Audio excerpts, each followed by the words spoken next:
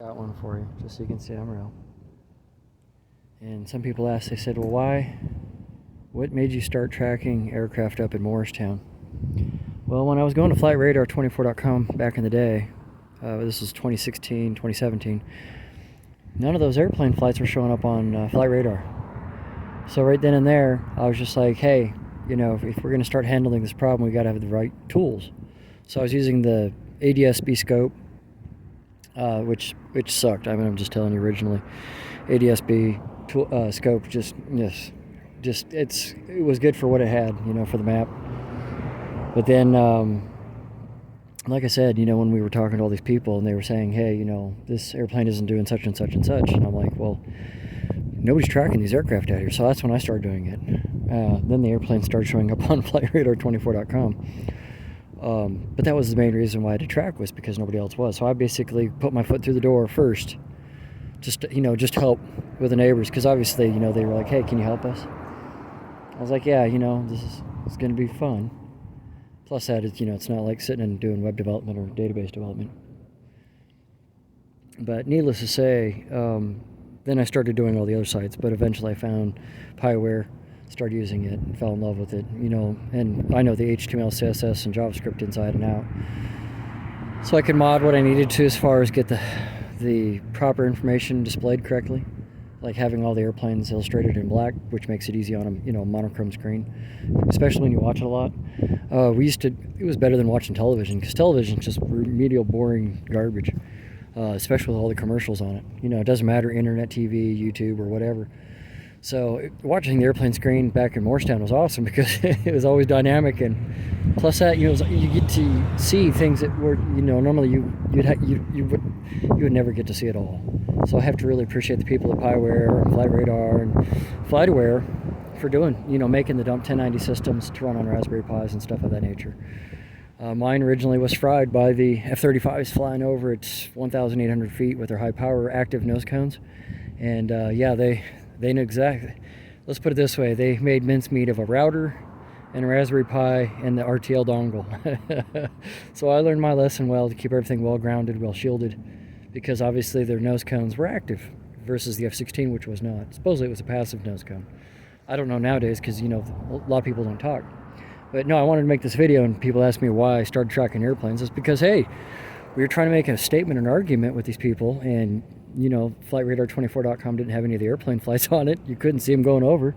You couldn't see anything. In other words, it was completely blank for where we were at. There was nobody tracking anything. So when I first got my Raspberry Pi, it told me that I had a neighbor down in Whitman that was tracking, because PyWare lets you, see other people that are broadcasting. So once I started seeing that they started broadcasting, I stopped doing the FlightRadar24.com feeds, and I was doing just the Plane Finder, the more prestigious secret airplane tracking system, because like I said, RadarBox and Plane Finder are the ones you get to see a lot of the good stuff. That's why I use Plane Finders, because it has what we call a 24 track, or at least a 12-hour track, and as for us making a case against anything, especially for Betty, you had to have the traffic all throughout the day. So I used to record a lot of these time-lapse recordings of all the aircraft, and then time-lapse them, using FFmpeg and stuff of that nature.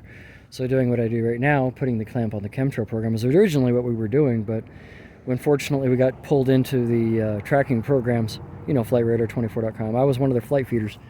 I enjoyed it because it gave you gold access to the system, for FlightRadar24, so I could fly along with the airplane if I wanted to, get an idea of the mindset. That's why I went into X-Plane, just because I wanted to see what what are we dealing with, what was the control like.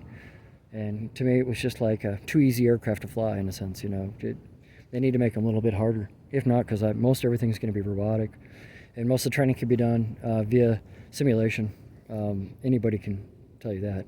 But like I said, the air pollution program just got out of hand and out of control up in Morristown. You would not believe what we encountered and what we endured, especially with the 5th gen cell tower upgrade that was being done to Morristown. None of the residents agreed to that, but obviously it was forced upon us. And let me tell you, the thing can do things that are just out of sci-fi. That's all I can tell you.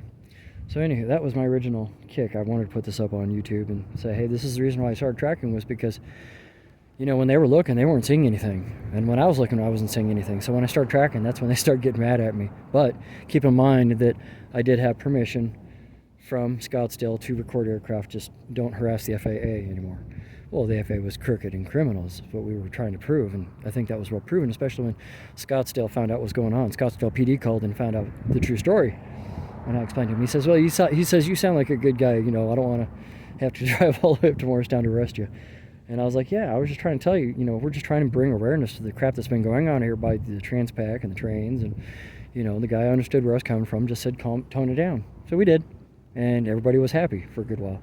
But like I said, that's when the black magic voodoo and walking out the zombie stuff was going on. So needless to say, trekking aircraft will lead you into strange places. That's all I can tell you.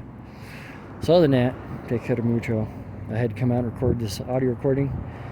And you can stare at the sky in 1080p, because trust me, I worked on it very hard, so you get to hear what I hear. And no, like I said, the residents of Morristown, Arizona did not appreciate Transpac Aviation and what they were doing. And that's why I do what I do right now for Betty, to clean up the airspace. Betty, she's like, what do you want to do? And I was like, I just want to cut the air traffic down and make people aware of the air pollution. Man-made, engineered. So anywho, to all the rich people causing problems for the poor, just want to say, hey, all this stuff is exposed. It's out in the open. I'm just tired of people being distracted and not paying attention to things they should be. So other than that, and like I said, watch where you use your cell phone. Okay? We got spy planes everywhere. It's getting real bad here in 2022. Peace out. Much love and God bless.